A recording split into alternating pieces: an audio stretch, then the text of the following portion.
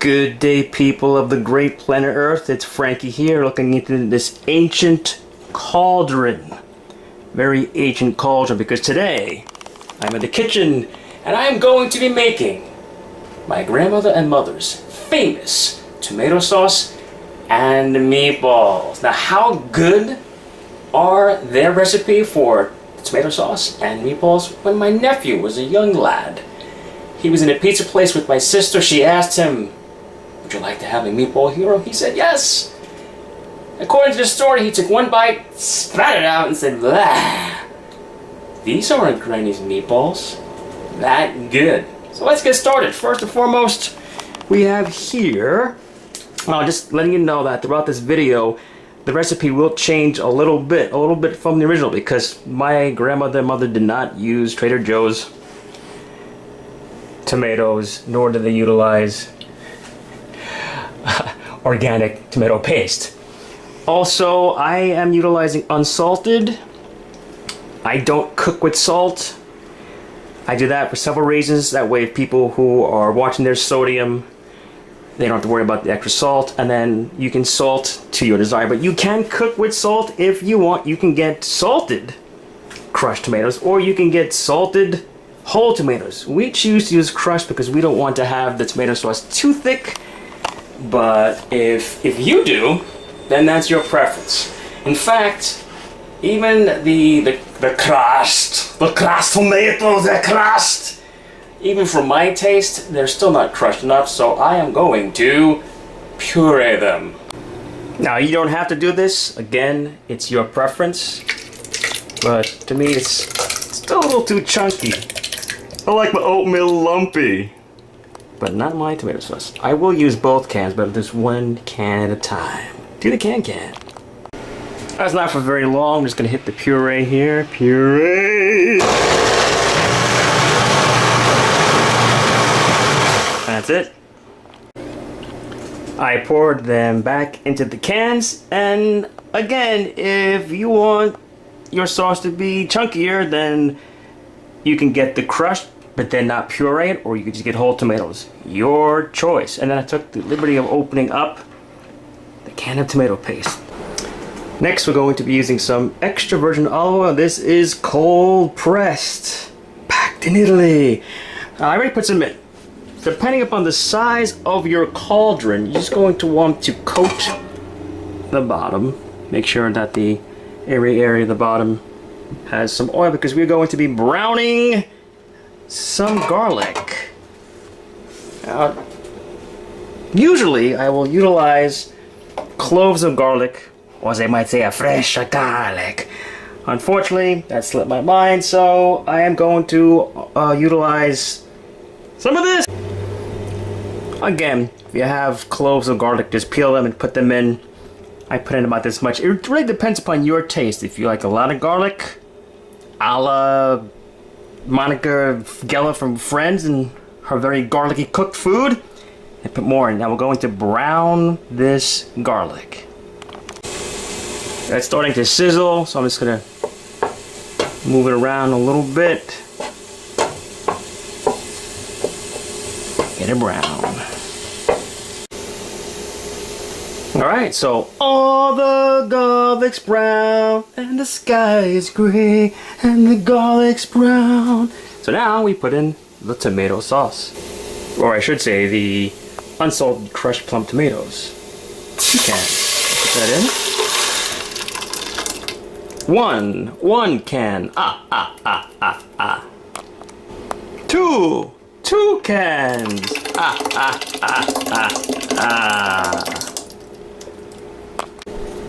Next, we're going to add a half a can. Why half? I don't know. That's just what the recipe calls for. If you wanted the whole thing, it's up to you. But why put this in at all? Well, you may not want lumps in your tomato sauce, but you might still want it to have some thickness and consistency and some added taste. So that's what this is all about. In you go! We'll stir that up. Toil. Bubble and all that stuff. Bubble and boil.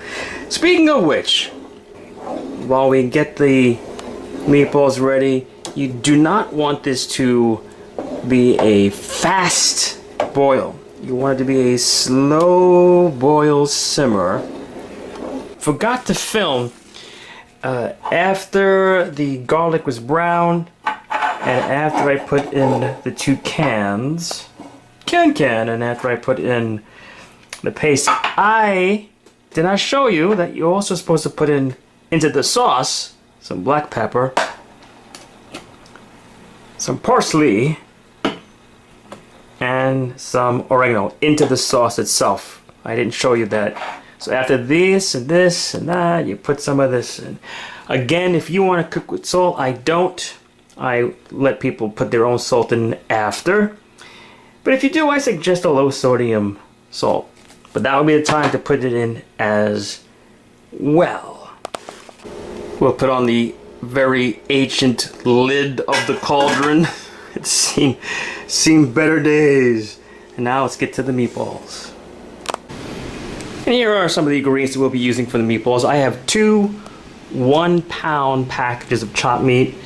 Depending upon the size of your cauldron or what you want to do, how many meatballs you want to make, you'll have to curtail the amount of chopped meat. I am going to be utilizing some of this chopped meat to make into hamburgers, or it'll be a giant meatball or a meatball shaped hamburger or a hamburger shaped meatball. Anyway, we're going to be utilizing some breadcrumbs, going to utilize some oregano, more olive oil, the black pepper. Would you like some pepper? Some more of our garlic. Unfortunately, we still don't have any cloves.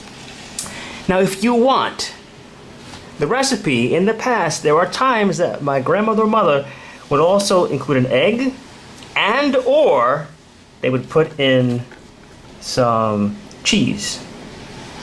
I'm not doing that today, but you're more than welcome to try that. Alright, so I took out the chopped meat, put it in the bowl, made this little ceramic dish out of it. Be advised, I am washing my hands many times throughout this process.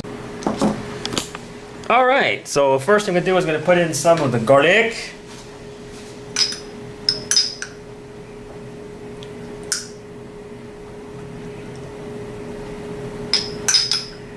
And again, if you are a person who likes garlic, then put as much, as long as you're not a vampire, then you're good. But keep in mind, this is 2 pounds of chopped meat, so if you're only using 1 pound, you'll put less of everything. In fact, you know what? Let's put a little more. Like the garlic. Good, good, good. All right. Next, we're going to put a little bit of the pepper. Ah, yes, the pepper.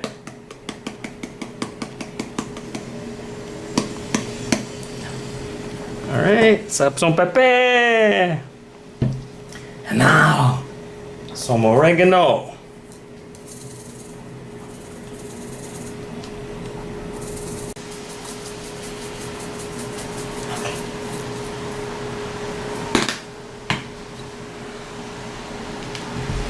And now we'll put, we'll look at that later on. It's just some breadcrumbs. Alrighty, put that in there. The cap went flying. Not the cat, the cap.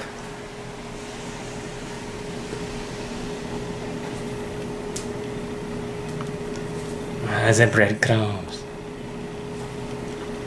Now, like I said before, there were times where my grandmother or my mother, they would put an egg in here, or sometimes they would put cheese in here. We're not doing that today, but if you want to, you can put an egg, or you could put grated cheese if you want. Play around with it. And next, some more of the oil.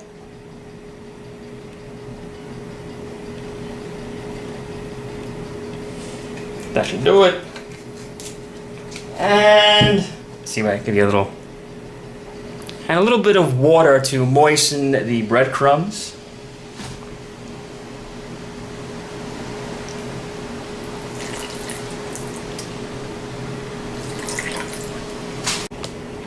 All right, now we're gonna mix it up. My hands are washed. It's like ceramics class. All right, now we're gonna mix it up. My hands are washed. It's like ceramics class. Bring that. All right, I think she's mixed up good. Mixed it up. And now it's time to make the meatballs. I take it. Some people like to make them a little bigger, some people like them a little smaller. Very therapeutic though. It's like, reminds me of back when I had ceramics class. In fact, in high school, I had ceramics enterprise a couple of years. And in ceramics enterprise, we manufactured a bunch of different things. One of them was a Cookie Monster cookie jar. So we had a whole assembly line. And I was in charge of pouring the molds. And then we had a whole assembly team, and then we sold them. Money went to the school. So this reminds me of back in those days working with clay, which is quite therapeutic. Alright, so here they are. My little like meatball clock. I also utilize some of the chopped meat to make a hamburger sized meatball. I'll pop those in the freezer. Alright, I did add a little more water in the sauce because the sauce was a little bit thick. You could add more water if it's too thick for you. Now with my clean hand, I will put it in very gently in the meatballs. Oh, look out! Shoots away! And they go one by one. Alright guys, got a nice hot tub for you. Yeah. Nice hot tub. In you go. And they're tucked in there nicely. I will check in on them every now and then to make sure that the boil does not get too rapid. You don't want a rapid boil, you'll burn your sauce. But you need somewhat of a boil or else they won't cook. So for the next hour, that's where they will be. Close the lid of the cauldron. And for you, well for me it will be an hour, but for you, it will be movie magic instantaneously. Later that same day. They're all done. Just letting them cool down a little more. I don't get too close, the screen will fog up. Before I transport them to the other bowl. And that's going to do it. I'm going to cook up some Frankie fusilli. Frankie, yeah. I'm not going to film that. The video is already kind of long. Perhaps I will do that in the future. And yes, I will see you in the future. And remember, your future starts right now.